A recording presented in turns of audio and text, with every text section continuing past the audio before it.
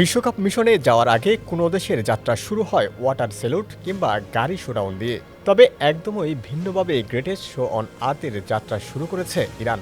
পবিত্র ধর্মগ্রন্থ কুরআনে চুমু দিয়ে বিশ্বকাপ যাত্রা শুরু করেছেন দেশটির ফুটবলাররা।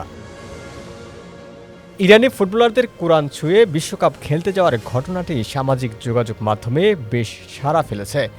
ইন্টারনেটে ছড়িয়ে পড়া এক ভিডিওতে দেখা যায় বিশ্বকাপগামী বিমানে ওঠার আগে ফুটবলাররা সারিবদ্ধভাবে কোরআন শরীফে চুমু খাচ্ছেন।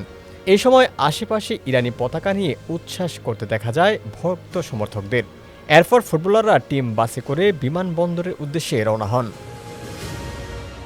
এদিকে মাঠের লড়াই শুরু হওয়ার আগেই রাজনৈতিক জটিলতায় পড়েছে ইরান। দুই শীর্ষ কর্মকর্তা সহ দেশটির ১৪ জন ম্যানেজার ও প্রশাসনিক স্টাফের ভিসা বাতিল করেছে মার্কিন প্রশাসন। ভিসা বঞ্চিতদের তালিকায় আছেন ইরান ফুটবল ফেডারেশনের সেক্রেটারি জেনারেল হেদায়েত মুম্বেইনি এবং ভাইস প্রেসিডেন্ট মেহেদি নবী সহ ১৪ কর্মকর্তা। বিষয়টি নিয়ে বিশ্ব ফুটবলের সর্বোচ্চ নিয়ন্ত্রণ সংস্থা ফিফার দ্বারস্থ হওয়ার ঘোষণাও দিয়েছে দেশটির ফুটবল ফেডারেশন। ভিসা জটিলতার কারণে শেষ মুহূর্তে নিজেদের বিশ্বকাপ প্রস্তুতি ক্যাম্পও বদল করতে বাধ্য হয়েছে ইরান।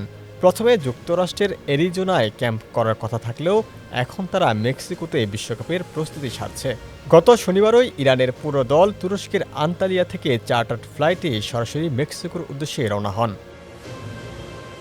রাজনৈতিক জটিলতা এবং দেশের অভ্যন্তরীণ পরিস্থিতির মাঝেই আগামী ১৫ জুন ক্যালিফোর্নিয়ায় নিউজিল্যান্ডের বিপক্ষে ম্যাচ দিয়ে বিশ্বকাপ অভিযান শুরু করবে ইরান, যে গ্রুপে তাদের বাকি দুই প্রতিপক্ষ বেলজিয়াম ও মিশর।